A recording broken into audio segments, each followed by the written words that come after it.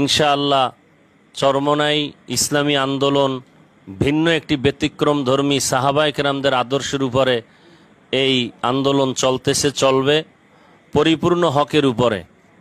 আল্লাহ পাক এই হকের ঝান্ডায় সবাইকে সমবেত হওয়ার তৌফিক দান করেন।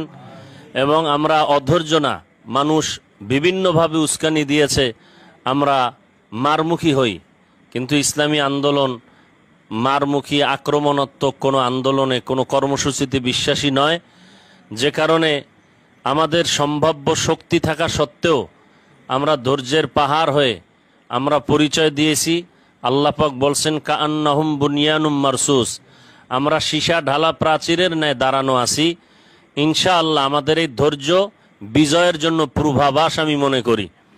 আল্লাহ পাক শায়েখে চরমনাই, পীর সাহেব হুজুর চরমনাই সহ আমাদের এই আন্দোলন, আমাদের এই মাদ্রাসা ছাত্র টোটাল মিশনকে আল্লাহ পাক আজীবনের জন্য হকের উপরে দায়েম ও কায়েম রাখেন এবং আমাদেরকে